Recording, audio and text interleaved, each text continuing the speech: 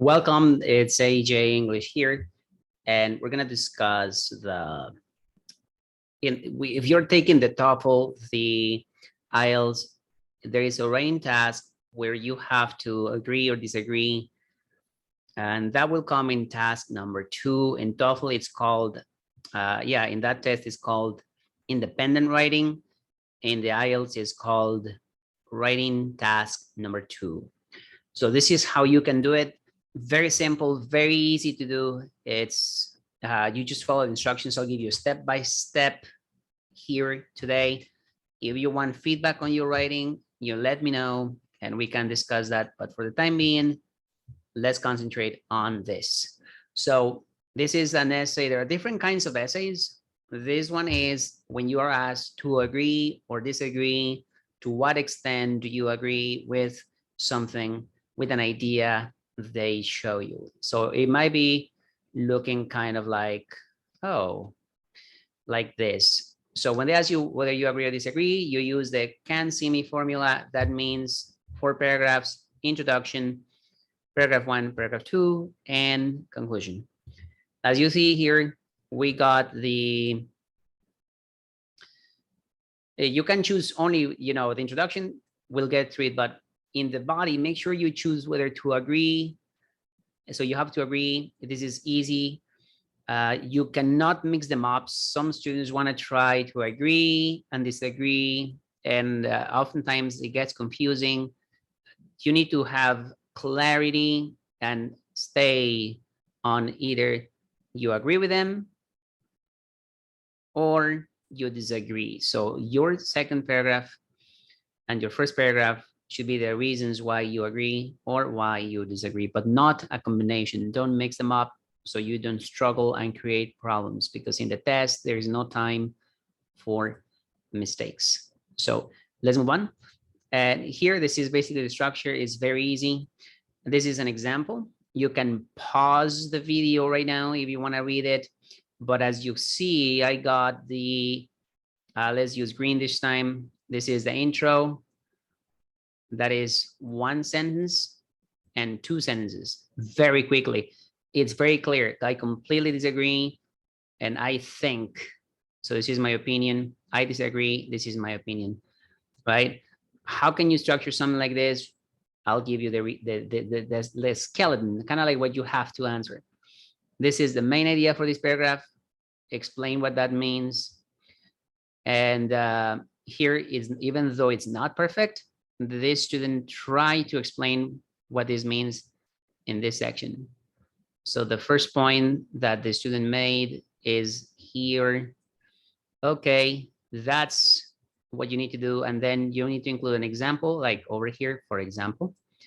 And finally, 1 more sentence. A total of 1, 2, 3, and 4 sentences. It's the same. 1, 2, 3, and 4. You see?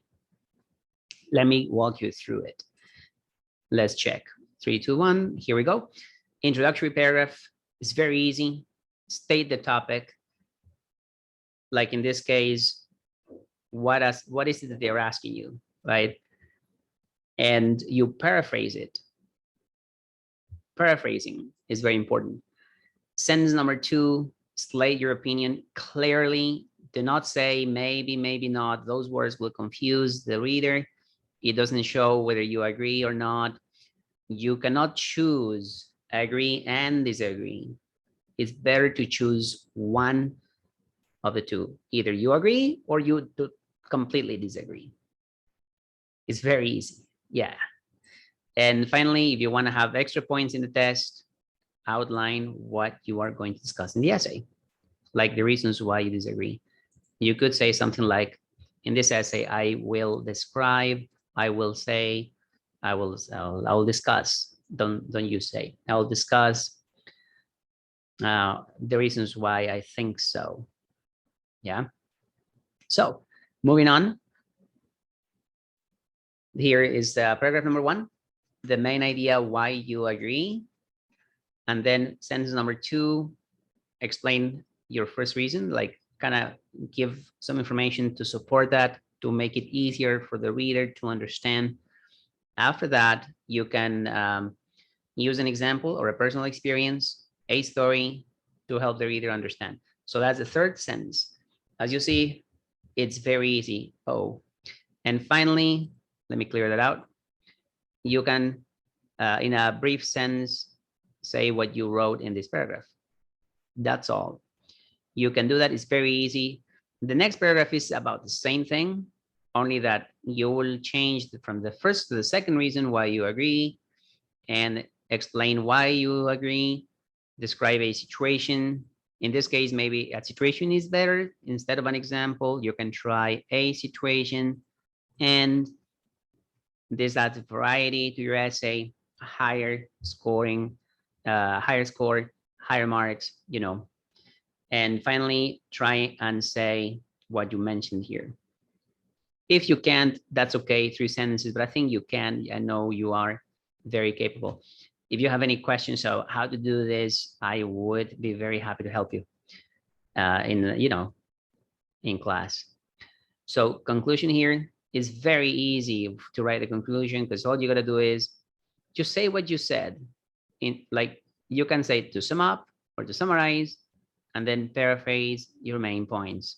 Why you agree, number 1, 2 reasons you agree. If you choose to disagree, it's the same structure. 1 paragraph, first reason why, second reason why, and finally conclusion. Make sense?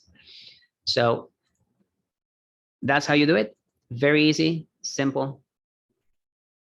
And this is the example again, how you can structure your conclusion. The first word you want to use is to sum up, to conclude, or in conclusion, to summarize. And that's an easy way to tell the reader, this is the last paragraph, we are finished. It's very important to do that. Remember, you get points for saying what you discussed at the end. You make it easier, you make it clear. It's academic, it's easy for anyone, even for non-academics. And this is an example. You see, how do they link ideas? First of all. Secondly, you want to use that to help them understand there are 2 reasons why you agree. You could say first, I believe, I think. Secondly, or another reason I agree. Make sense? And finally, you see, I strongly believe. There it is. People are happy and motivated. Keeps you motivated, right?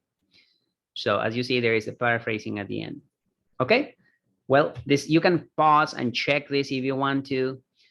That's the end of this little training. If you need some help, I'll be very happy to see you. There is a link in the description, so follow the link. And I'll see you in our next video.